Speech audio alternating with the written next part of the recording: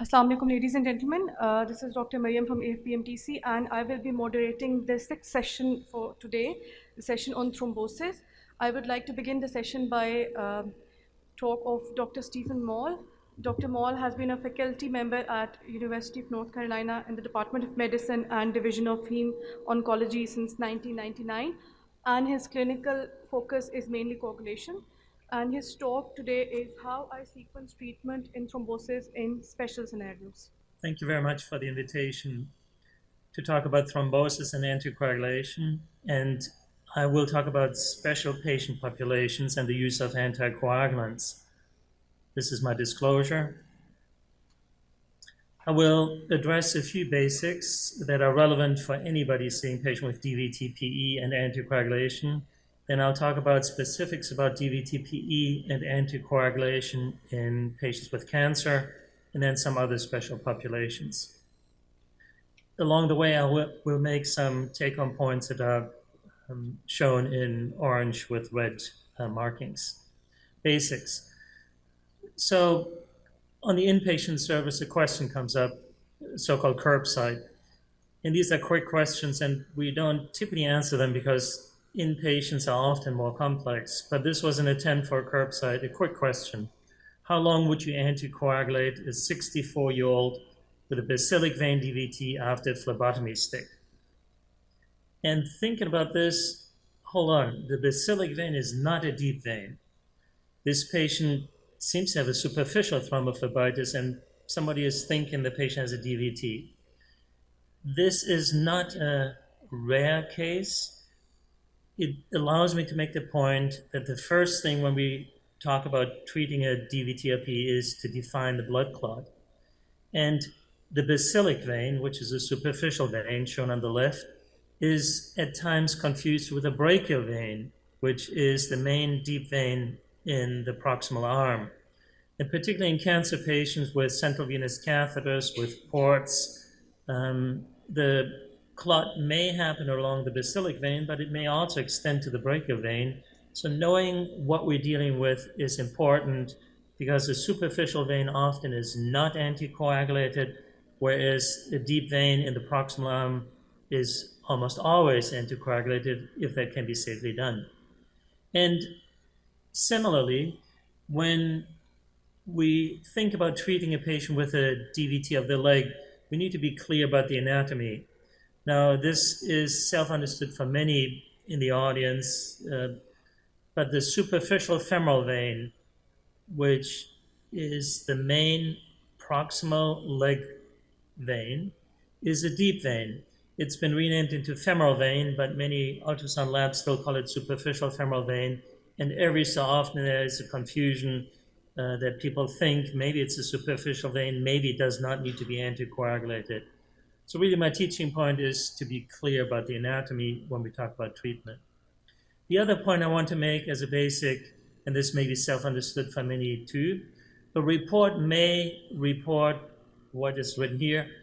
The patient has a non-compressible popliteal vein, i.e. a non-occlusive DVT. And this seems to be straightforward, but the question is this an acute or is it a chronic DVT? Maybe this is the leftover scar tissue from a DVT that the patient had 2 years ago, and it's not a recurrence of a clot. So important for us as clinicians to know is, and maybe that's what we need to ask some of the Doppler techs or the radiologists who read the studies, does the clot show characteristics of an acute clot, which I've listed here in the red box? Acutely, the vein is dilated. In a chronic clot, scar tissue, it's a retracted vein where the vein is scarred. The acute one, the clot on compression looks spongy.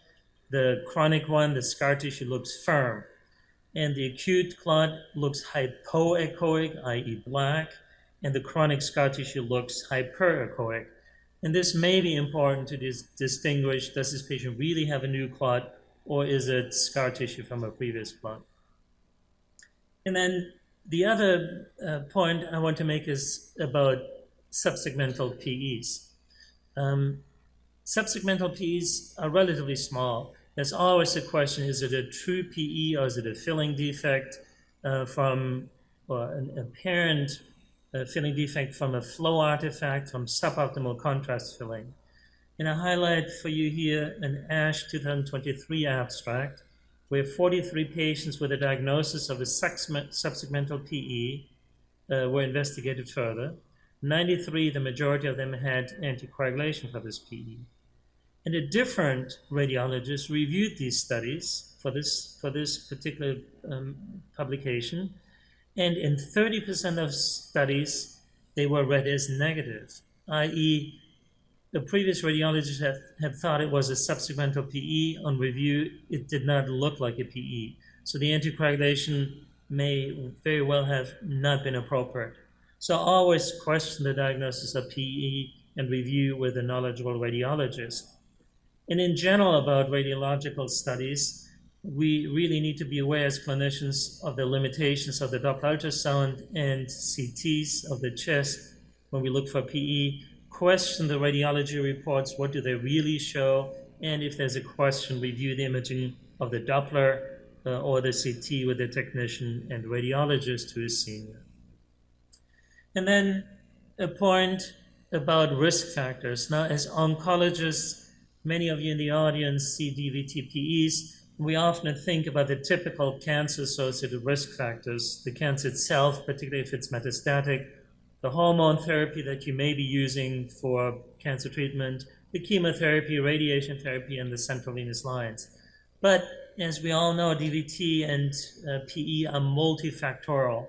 So the key for us as clinicians is always to identify all the risk factors, and I do that in an ABC manner. A, the cancer. B, it's A, metastatic cancer. B, the body mass index of 35. C, the patient had recent surgery. D, the patient was immobile, etc. So that we can address which of these risk factors were transient and which ones are permanent. And then the final basic point I want to make that's true for all thoughts about how long to treat with anticoagulation.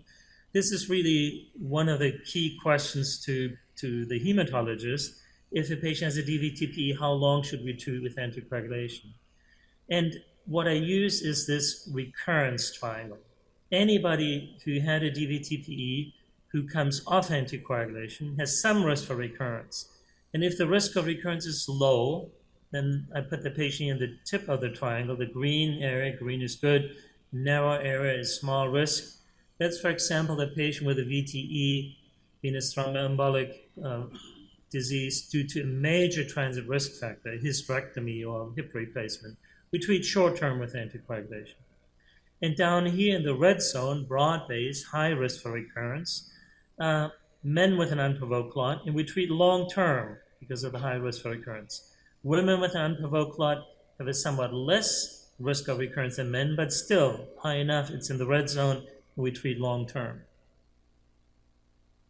Now, you see here some data. I typically look at the 5-year risk of recurrence that go together with these different risk categories for those who are more academically minded. So when I see a patient, I've identified the risk factors in an ABC manner. Then I put the patient in the risk of recurrence triangle where they fit, roughly.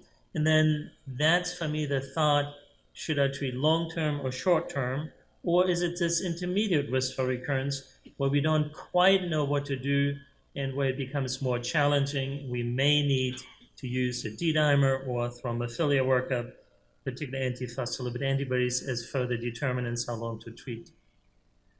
And then finally, the risk of recurrence is not just determined by the risk factors for the first clot in this ABC manner, but also the risk for bleeding. That's particularly relevant in our cancer patients where the thrombocytopenia, the coagulopathy from liver metastases, or the fungating cancer mass play a role. And then the third pillar of decision-making is the patient preference. So to talk a little more specifically about the cancer patient, if a patient with cancer has DVT or PE, the go-to anticoagulant are the direct oral anticoagulants, and they have been tested in 4 larger prospective trials compared to low-liquid heparin. And you see edoxaban, rivaroxaban, apixaban have been used as the DOACs. The conclusion is by all guidelines, and I list here the American Society of Clinical Oncology guideline, that they talk about low-molecular heparin, edoxaban as a DOAC, rivaroxaban or apixaban. They are all preferred over warfarin because they're more effective, and any one of these can be used. In these days, typically, the oncologists use the direct oral anticoagulants, and that's not new. ASCO continues to state that the DOACs, one should use caution in patients with GI and GU cancers, gastrointestinal, and genitourinary cancers, because of a higher risk for bleeding with the DOACs compared to low-molecular heparin. And that may also be true for other cancers of the mucosal origin. However, I think the important part clinically is that not every patient with a GI or GU cancer who gets treated with a DOAC will have bleeding. So it's not really having a GI or GU cancer is not a contraindication to use a DOAC. One just needs to be thoughtful about it. And the other point I want to make about using a DOAC in cancer patients is to make sure we as oncologists, or you as oncologists, or the pharmacists check on the DOAC versus other drug interactions with all the different chemotherapeutic agents that are being used these days. Now, what about the incidentally discovered DVT-LPE on screening CT scans where maybe a portal vein thrombosis is found or an iliac vein thrombosis? I think it's important not to rush into talking, well, they should be treated or should not be treated, but first to think structurally the simple things. Is there really a clot? And what are the risk factors for the clot other than the cancer? What are the bleeding risk factors since I'm considering anticoagulation? What's the patient preference? And then typically it's a case-by-case decision. There's very low evidence, quality of evidence from clinical trials that tell us what to do with incidentally discovered VTE. So one cannot be dogmatic about the management. So really the charge to us as clinicians is to weigh the risk of recurrent clot versus risk for bleeding and add to the patient preference as we do with any DVT-PE patient. However, the guidelines have tried to put this into some formal recommendation or suggestion. And what does ASCO say? Well, first of all, please look at the yellow field underneath. The evidence of the quality is low for any of these recommendations, and the strength of recommendations is therefore never strong.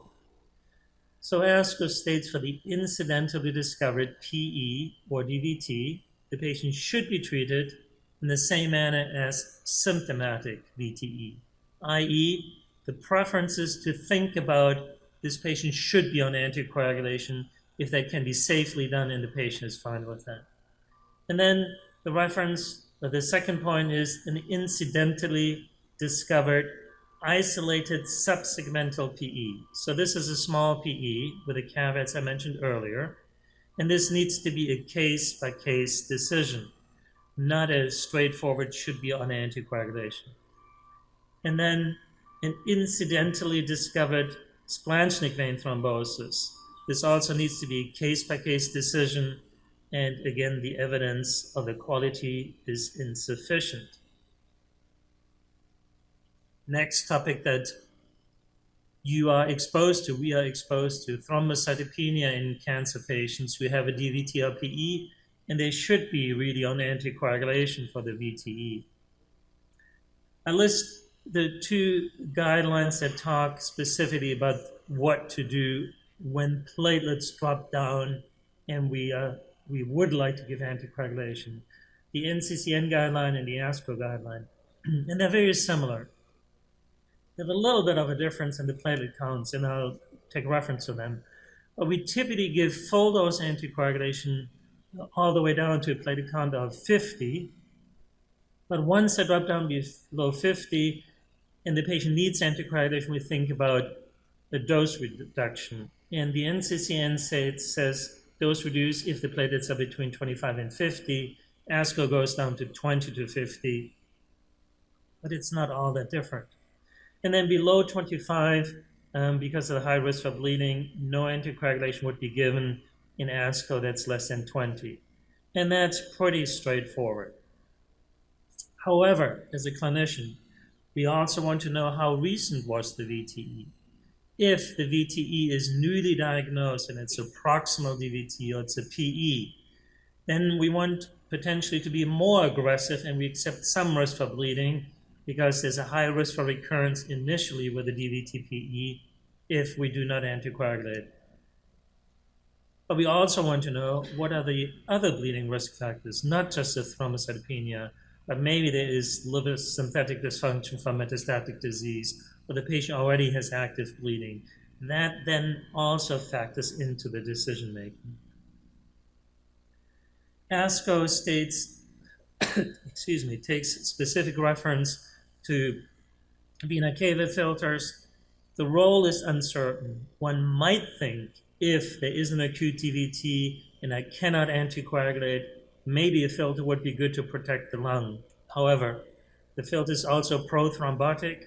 It may increase the risk for DVT progression. It may lead to filter thrombosis. It may lead to thrombosis on the north side of the filter, where then there may be a higher risk for PE. So the role is uncertain and controversial. There are no randomized studies on this topic. There's a potential for harm of the filter that I mentioned. So it needs to be a thoughtful approach whether filters needed. In general, I have a tendency to not use IVC filters very frequently. And then what does it mean to dose reduce the anticoagulant? The NCCN takes reference to low-molecular heparin, and you see here the platelet count, and here the full dose with a platelet count of about 50, half dose enoxaparin twice daily with a 25 to 50 platelet count, and then holding the enoxaparin below a platelet count of 25. Now you may be using dalteparin or some other tinzaparin or other low-molecular heparin, but this is the concept about the dose reduction. Interestingly, the NCCN, on its most recent version in July of this year, does not recommend the use of DOACs with platelet counts less than 50. But you might think rivaroxaban or apixaban at full dose may be appropriate with a platelet count above 50, and maybe the half dose could be used with an intermediate platelet count. But NCCN does not support that. I have to say, in clinical practice, after discussion and thoughtful evaluation, we use the DOACs with platelet counts that are low at certain times. And then what about anticoagulation failure? A patient with cancer was treated with anticoagulation for DVT-PE, and there's a failure. First question is, has there been medication adherence, or did the patient not take the anticoagulant for some reason? Maybe there's mechanical compression of the vein from the tumor, so that anticoagulation really is not thought to be helpful. And then if the patient is on low-molecular heparin, the question of heparin-induced thrombocytopenia comes up. Management, if there's true anticoagulation failure, well, we do something different. If the failure happened on low-molecular heparin at once daily dosing, we would switch to 2 times the dose. And we may increase the dose by 25%. One could also consider switching to a different anticoagulant, or maybe adding aspirin to the management. And whatever we do is empirical, non-evidence-based, not supported by clinical trials, because the appropriate clinical trials have not been done. Other special populations. Severe obesity, a body mass index, let's say more than 40, or body weight more than 120 kilos. Can we use the DOACs? The ISTH, the International Society on Thrombosis and Hemostasis, came up with this guidance document in 2021 and states, yes, we can use apixaban and rivaroxaban in the very obese patients. For the dabigatran, there are insufficient data, and that should not be used. For bariatric surgery, can we use the DOACs? for any of the gastric banding procedures or Roux-en-Y surgery or other gastric bypassing operations, keep in mind that the drugs are absorbed partially in the distal stomach, but mostly in the proximal small intestine, the duodenum and jejunum. So conceptually, the drugs may be influenced by any other bariatric surgery. So one has to be cautious. The ISTH states that after bariatric surgery, at least in the first few weeks, do not use the drug because it's not reliably absorbed, or we don't know whether it's reliably absorbed. But after a few weeks, once the patient is adjusted to the bariatric surgery, one may use the drug, and then the recommendation is to use a trough level to make sure that the absorption is reliable. Renal failure. If the patient has significant renal failure, the best choice is the apixaban. Even though all the drugs are cleared partially in the kidney, the apixaban is at least cleared, only 25%, and it has been used in patients with end-stage renal disease, on hemodialysis. The dosing in those patients has to be thoughtfully evaluated. In the heavy patient with renal failure and even end-stage renal disease on dialysis, in the heavy patient who's at lowish risk for bleeding, I would use the full dose. In the fragile patient at high risk for bleeding, elderly, I would use the dose reduced, such as the dose reduced apixaban 2.5 BID or rivaroxaban 10 milligram once daily. And then drug interruption for surgical procedures.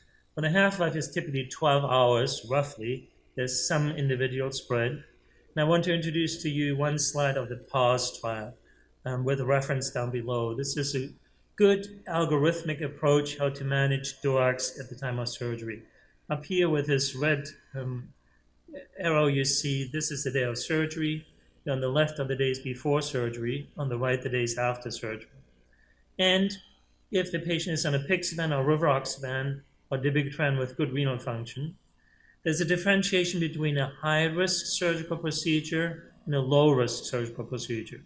If the surgical procedure is at high risk for bleeding, you stop the drug and don't take it for 2 days before the procedure, nothing on the day of, and then after the procedure, we may use prophylactic anticoagulation and then increase to full dose once the surgeon is comfortable from a bleeding point of view.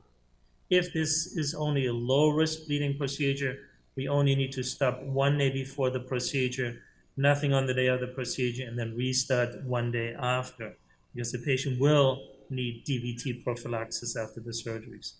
With dabigatran, it depends on the renal function, and if the renal function is poor, then one needs to stop way earlier before the procedure.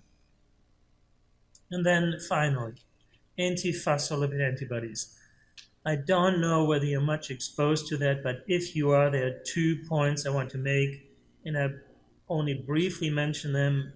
Particularly, I will present the references because there have been significant developments recently.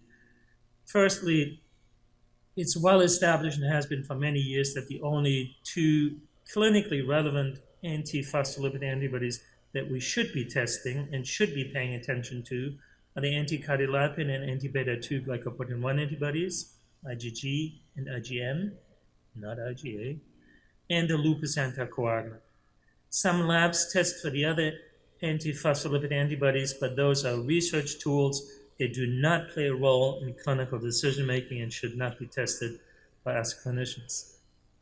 And the 2 important developments are, number one, that last year, new criteria for the antiphospholipid syndrome were published, the so-called ACR-EULAR criteria.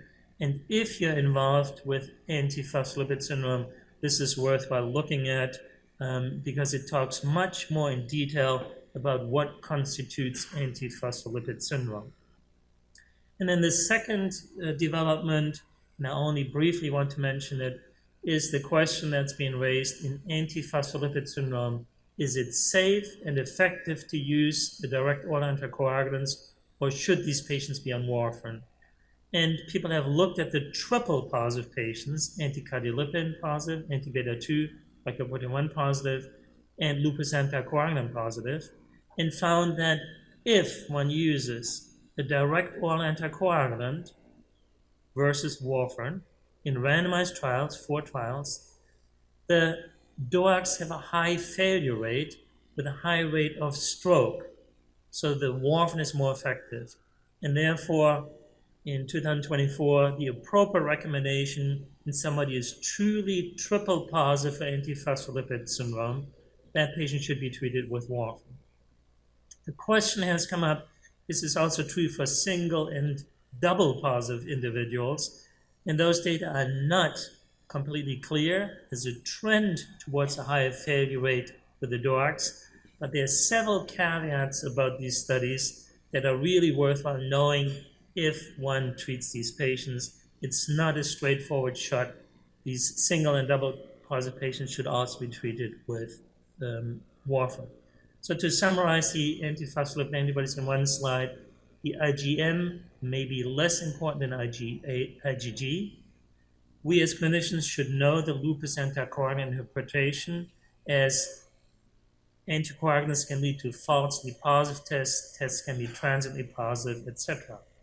And then one patient with APS does not equal another one with APS. It does matter whether the thrombotic event was associated with transient risk factors or unprovoked, whether the patient is single, double, or triple positive, and the titers of the antibodies matter as well. So my conclusion about the management is triple positive warfarin is probably a better choice than a DOAC, and typically I would use or think about using warfarin. Single and double positive patients, the DOACs may be okay. Warfarin would not be the wrong choice, but DOACs are simpler, obviously, and may be appropriate as well. In arterial clots with APS, best treatment is not known. Aspirin and anticoagulation, the combination is what I often use if the patients have low risk for bleeding. And finally, we cannot be dogmatic about any of these treatment decisions. And with that, I thank you very much for your attention.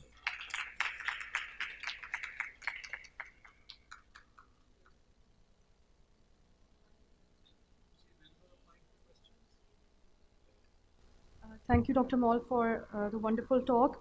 I would like to invite the panelists on stage, Dr. Munira Borhany from Zawdeen Hospital, and Dr. Zunaira Aamir from Indus Hospital, and Dr. Rehan Lodi from AFIP, Dr. Abdul Mannan from Glan Clwyd Hospital, Wales, and Dr. Farrukh Shah from Whittington Hospital, London, will be joining us online. And the panel discussion is now open. Assalamu alaikum. I have a simple question. Line-related thrombosis. If you have a functional line, particularly a tunnel catheter, as we have in our cancer patients or transplant patients, and it's functional, will you remove it, or do you recommend keeping it in? And for anticoagulation, what duration would you practice? For functional thrombosis, we usually remove the line if it's related to the line-related thrombosis. But if we can't remove the line, then we usually continue with the anticoagulation at least for 3 months. And then we remove the line and we see whether there are other risk factors like cancer associated or something like that. Then we continue the anticoagulation. Otherwise, we can stop it.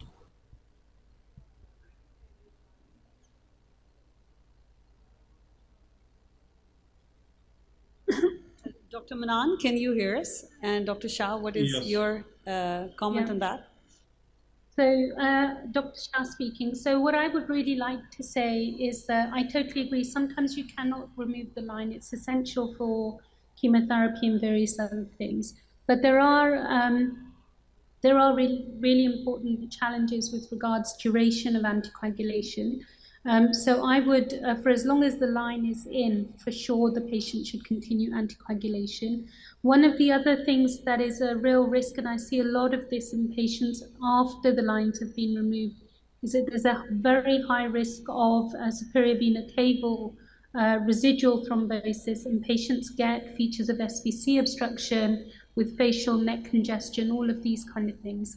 And you can also get clots in the right atrium. So when you do diagnose a clot, it's really important to look at the anatomy of the clot, where exactly the clot is.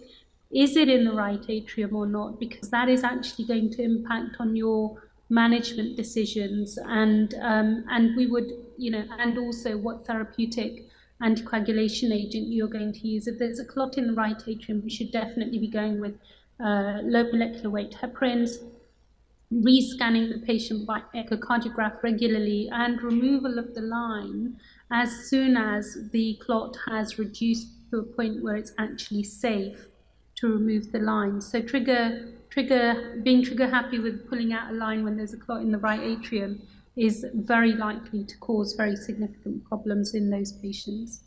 So I completely agree with Dr. Farrukh Shah. Basically, these lines are quite critical for a patient, and they are inserted in the patient for a purpose. And the most important thing is that whether the line is serving the purpose or not.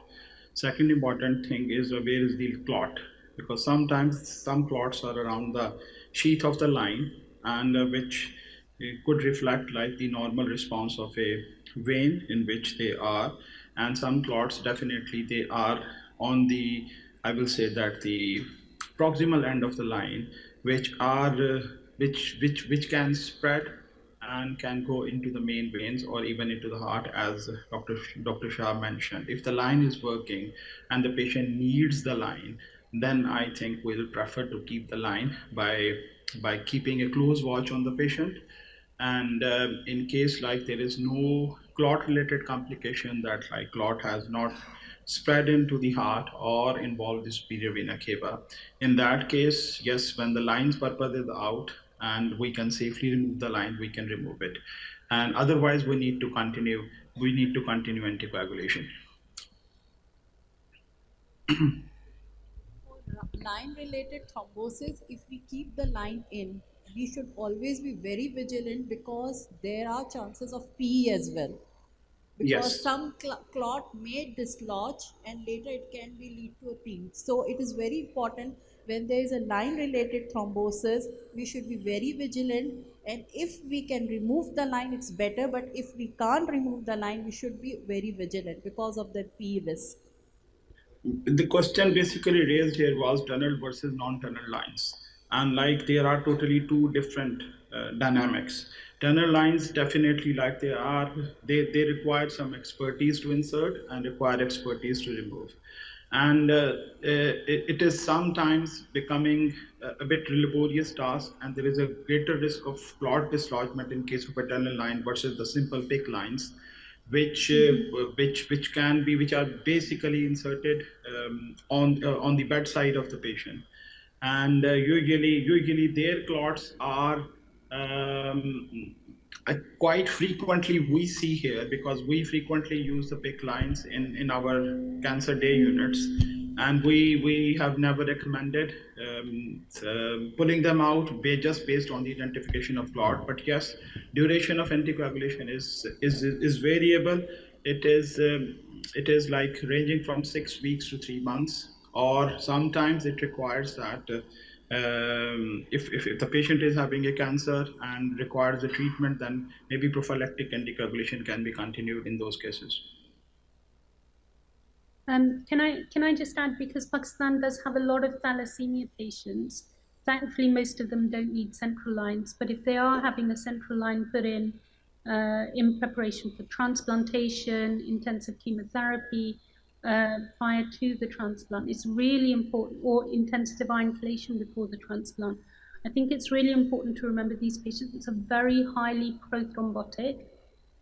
And our standard practice in the UK is that when we put in a central line into a thalassemia patient, so that could be a tunneled catheter line, a portacath, or a Hickman line type line, we would anticoagulate that patient at therapeutic levels as part of the clot prevention strategy, because the red cell membrane defect that these patients have really do promote a very high prothrombotic state.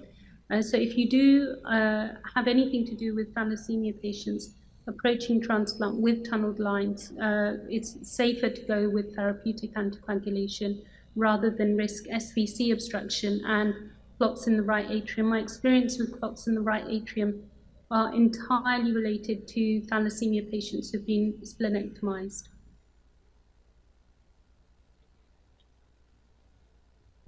Sorry, so I have a question about cancer-related thrombosis, but specifically for hematological cancers. So like leukemias, lymphomas, and as you know, we have to give intensive chemotherapy. They do develop thrombocytopenia, sometimes below 25 in quite a few patients. So, couple of questions. Firstly, some people practice giving them platelet transfusions so that they can give some anticoagulation. Others just hold off when the platelets are less than 25. So what would be the right way of dealing with sort of that situation when they're going to have 2 or 3 or 4 chemotherapy cycles? There will be interruptions.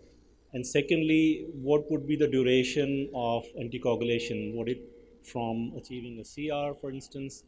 And if there have been interruptions, what sort of total duration of anticoagulation would you recommend? I think for the purpose of to start or commence the anticoagulation therapy, I'm not saying the platelet transfusion is necessary. The dosage, as Dr. already said, the dosages can be altered with the platelet count. But for me, if you have to initiate the coagulation therapy, and for that you have to transfuse platelet, that should not be like that should not be done. For me, it's my opinion. I just want to add that there is a real problem with platelet refractoriness. If you're giving prophylactic platelets to maintain a platelet count above 20 so that you can anticoagulate, you're far more likely to see a failure of a platelet increment in these patients. So I totally agree with you. I would not recommend platelet transfusions just so you can anticoagulate the patient. It would be far better to just withhold when the platelet count is low. Our cutoff is basically the 50, and the 50, as it is mentioned in different guidelines, we usually in our cancer wards we usually keep giving anticoagulation. In case of a clot, it is therapeutic. In case of like suppose there is a previous history of clot, then we go for the thromboprophylaxis. And we give a full dose thromboprophylaxis, weight-based as required. And in cases when the platelets are ranging between 25 to 50, yes, we go down to 50% reduction, but we usually not give, recommend platelets once they are less than 25,000. And in cases, sometimes, yes, even the BSH guidelines, they do recommend, but these recommendations basically are mainly related to the deep vein thrombosis somewhere else, or the patient had a PE and then you are treating them. In those cases, yes, it is sometimes become critical to stop the anticoagulation. And that's the point when either you need to put an IVC filter, or you need to give platelets in order to give them some increment in order to because in particularly in leukemias, it becomes really a hectic challenge to keep their platelets above 25, even if you will be giving 2 units a day. So I think we recommend not to give anticoagulation in such situations, particularly in line-related issues.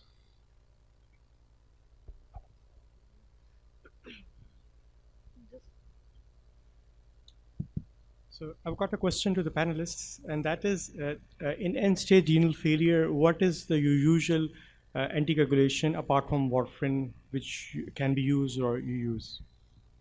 What I will prefer to take it like in chronic renal failure or in chronic renal disease, the previous trend was to give the warfarin, but it all depends on the nephrology team that you are practicing. And the most important thing that it becomes quite hectic to manage their INRs on an outpatient basis, and there is a threat of calciphylaxis, which we have seen in few of our patients. So particularly in our center, we recommend low dose of apixaban 2.5 milligrams twice daily to our dialysis patients and end-stage disease renal failure, like who are around the CKD 4 or 5. And we don't recommend using rivaroxaban or edoxaban in these patients. And similarly, there is a big no to dabigatran as well. So our choice will be the apixaban. Thank you very much, Dr. Mannan, Dr. Farrukh Shah, Zunaira, and all the panelists. I couldn't understand one thing in Dr. Stephen Moll's presentation in APS, antiphospholipid syndrome. It was written that IgM is less important than IgG. So I couldn't get it. If you can kindly explain, Mannan or Dr. Shah. Thank you.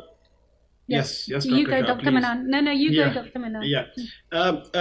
If I hope, Brigadier Marine, you have gone through this new EULAR classification system.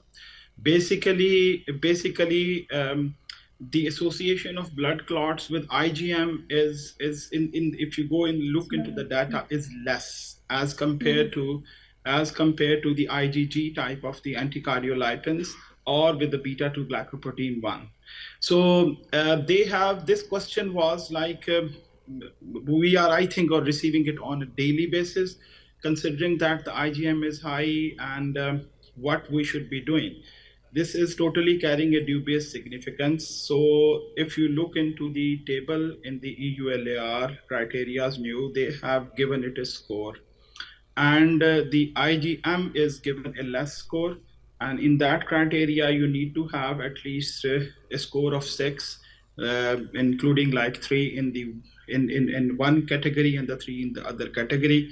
So yes, if you are fulfilling the clinical criteria particularly, and even if you are scoring less in case of IgM, you can label a patient with the antiphospholipid syndrome. So there is no point that you can completely disregard IgM. IgGs are more significant as compared to IgM levels. Yes. Yes, that's the main point, because IgGs are more significant and they can cross as well as compared to the size, because the IgM has a large molecule as compared to IgG. That's another significant of that. Yeah, this is particularly important in case of obstetric obstetric pregnancy is associated, like APLA. Because if you go and look into every institutional data, you will see that majority of the patients, whether they have clots or they don't have clots, they do have IgM type of the antibody. And in the absence of no clinical criteria, or even like the minor clinical criteria, the sole positivity of IgM is always dubious. So we don't recommend anticoagulation starting or long-term anticoagulation starting in these. Yes, patients should be risk assessed prior to surgery, during pregnancy, or in other high-risk situation, and if required, they should be receive thromboprophylaxis. Thank you. I am Dr. Musawir Hussain. My question from the panel is regarding anticoagulation and APS. We have 2 pediatric patients, both underwent renal transplant. One of the patient has second renal transplant. As his first transplant, he had graft rejected due to renal artery thrombosis. Both of these patients is having underlying antiphospholipid syndrome and having triple positive underlying antiphospholipid syndrome. Both these patients are on warfarin. However, despite a maximum dose of warfarin and looking for all possible drug interaction and good compliance, we are not able to achieve a stable therapeutic range warfarin in these patients. How to proceed in these patients? So my question to you is, what is your target INR for those patients? What are you running them at, 2 to 3 or 3 to 4? Yeah, 2 to 3. So I would up the therapeutic window and move it to, at the very least, between 2.5 and 3.5, but ideally between 3 and 4, because that is the kind of level of anticoagulation you are likely to need in someone who is, getting recurrent thromboses with antiphospholipid syndrome, and you are struggling to maintain them within the target therapeutic range. Your fallback, if that doesn't work sufficiently, is to always go to low molecular weight heparin at a therapeutic dose, and that would then be considered effective, but you would need to probably be vigilant about monitoring anti-10A levels in someone who's on low molecular weight heparin for a prolonged period of time. And I'm very happy for Dr. Mannan to make other comments. Yeah, so I agree with you, Dr. Shah. But the most important thing I want to ask my colleague is are your patients the triple positive antiphospholipid, and what are their levels, and whether the lupus anticoagulant has been done tested, and are you 100% sure that the patient was not on warfarin when he was tested for lupus anticoagulant? Are there any other risk factors which are leading to impaired INRs, like some drug-to-drug interactions? Because in a child, it's sometimes difficult to become compliant with the warfarin dose. So drug-to-drug interactions, they need to be. And to exactly classify antiphospholipid, whether like the tests, particularly lupus anticoagulant, has been done in the absence of anticoagulation. And most important thing, yes, the target INRs can be raised and elevated. And whether you are facing some wobbly INRs, like your INRs are not being in the range. Both of these patients are triple positive and they are diagnosed before going for renal transplant. And Okay. our INR range is likely between 1.5 and 1.7, and we are not even able to achieve therapeutic range of 2 to 3. And we already look for all possible drug interaction and also look Okay. for the drug compliance. Uh, Okay. but however, despite all our possible measures, we are not able to achieve a stable therapeutic range of Very. warfarin in these Thank patients. you. Thank you. I will suggest you to go for the we usually we have validated something called as a fixed INR, in which we stop monitoring INR based on factor 10. We basically do an INR test based on factor 9 and factor 10 levels. And this is a test that can be validated in the labs. And if you see, or alternatively, I will suggest you that there are many good centers in Pakistan who are doing factor 9 levels or factor 10 levels. I will suggest you to do your patients factor 9 and 10 levels. And if they are less than 20%, I can assure you that your patient is 100% anticoagulated. Then you need to look for, and there is no need to push for the factor 7 based INR monitoring. Thank you very much for the wonderful panel discussion. I would like to take the liberty to ask one last question myself. This is a common situation that we have encountered in our clinical practice. Young males with a distal DVT walking in with a report of factor 5 laden heterozygous mutation and with an opinion seeking lifelong anticoagulation. What would be your take on that? 3 months of anticoagulation and then stop. Yeah, this is not an indication for the lifelong anticoagulation, the factor 5 laden and heterozygous. Yeah. Yeah, totally agreed. Thank you very much. Thank you.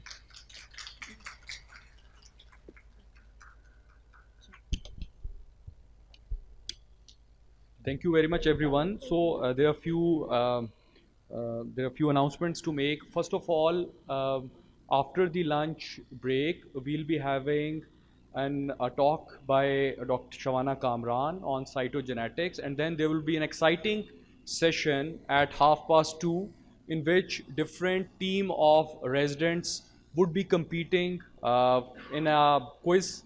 So we have more than 15 teams that would be participating. So I would request everyone to be here to encourage them and to witness that. And now much awaited announcement regarding the free paper session.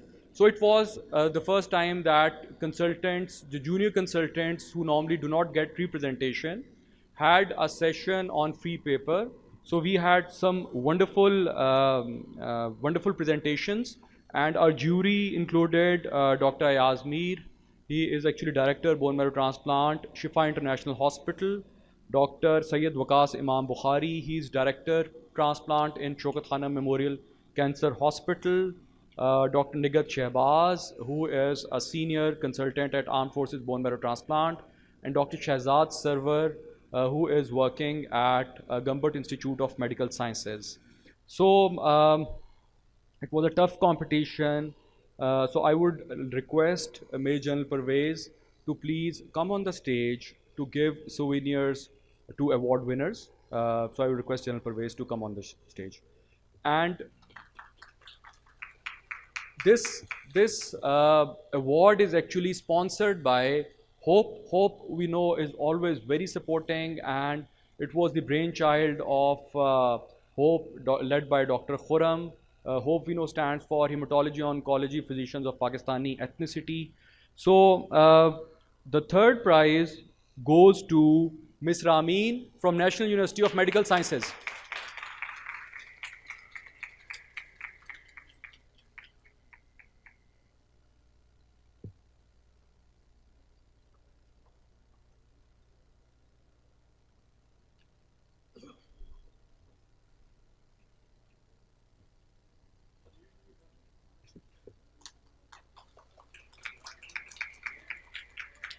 So there is shield and a cash prize of 50,000 rupees for the third prize.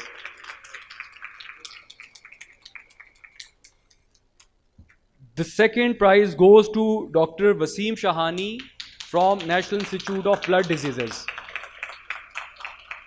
He will receive a cash prize of 75,000 rupees and a souvenir.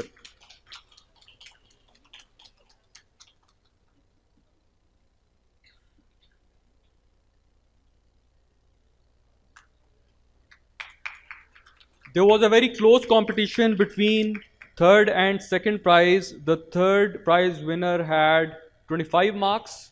That was out of 40. And the second had 26.5. So it was a close competition.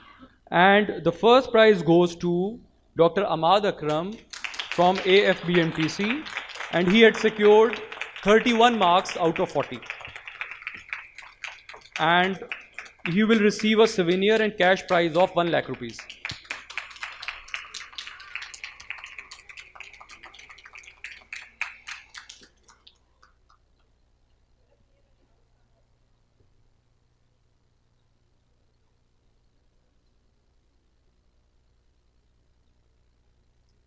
Sir, thank you very much, sir.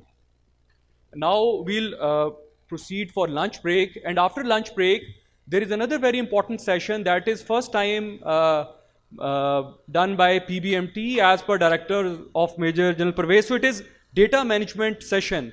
So I would request the centers that even if the consultant, senior consultant are not there, the junior consultant should actually participate in this session, in which our data management team of PBMT would tell us how to enter data in CABMTR and how to collaborate with different registries. The session would start at 2 p.m.